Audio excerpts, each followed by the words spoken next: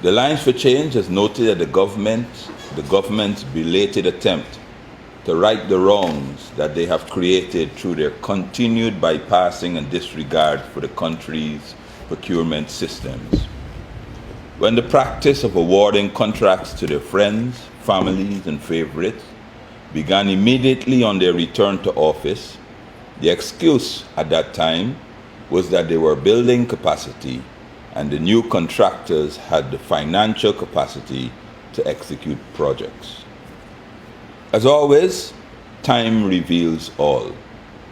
4 years after returning to office, despite having access to billions of dollars, which was previously unavailable to any other government, the PPP's practice of rewarding their friends, family, and favorites have not delivered on their promised infrastructural development program. Almost all of the programs awarded to this new breed of contractors are incomplete or completed way after the contract deadline and with questionable workmanship. A quick snapshot will reveal that in school projects, the Bamia Primary School is 1 year after its deadline. It's still incomplete despite several extensions and excuses. North Rumvelt, St. George's, Christchurch secondary schools remain incomplete and way past their deadline. The secondary school in Karasabai, that project is at a standstill with no explanation proffered.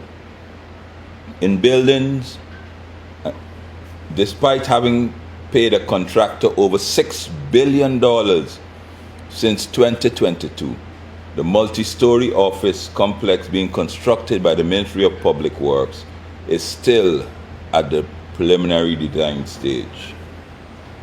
At CGIA, 4 years on, work is still ongoing 4 years after the PPP returns to office with no end in sight. Hospitals, the government has boasted that they're building several new hospitals in several regions. Not a single hospital has been completed.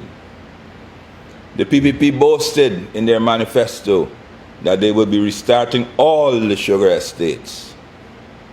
And after having expended billions of dollars, all of these factories remain closed or incomplete.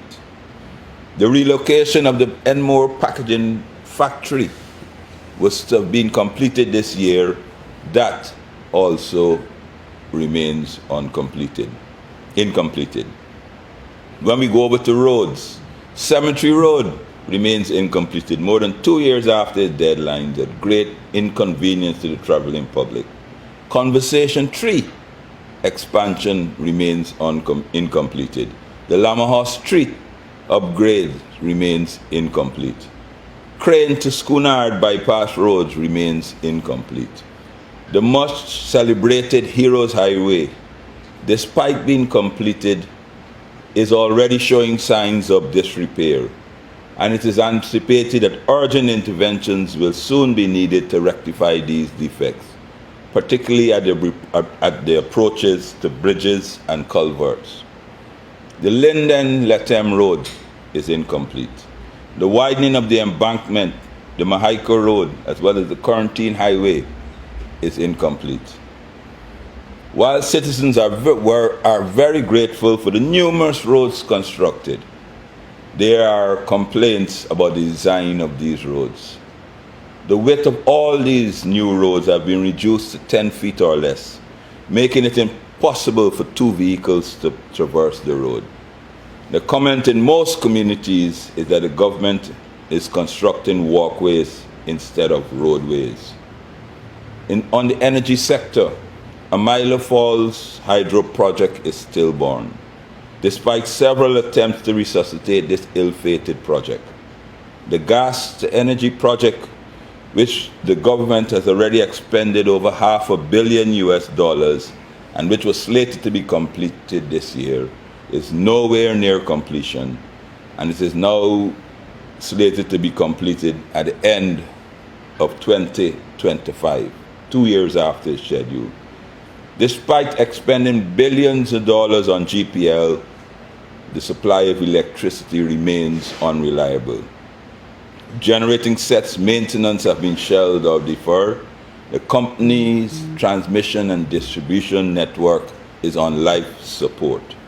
The Cato hydro project, as well as several solar projects, all started 4 years ago under the coalition government, remains complete after 4 years of PPP's rule.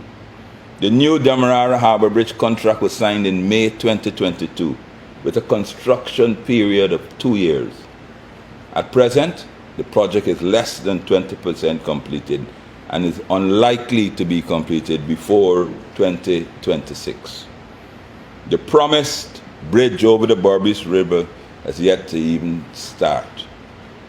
The above is simply a snapshot of the PPP's infrastructure failures. It should be noted that almost all of the projects listed above were awarded to the new post-2020 contractors, aka their friends, families, and favorites. And the country has not been receiving value for money.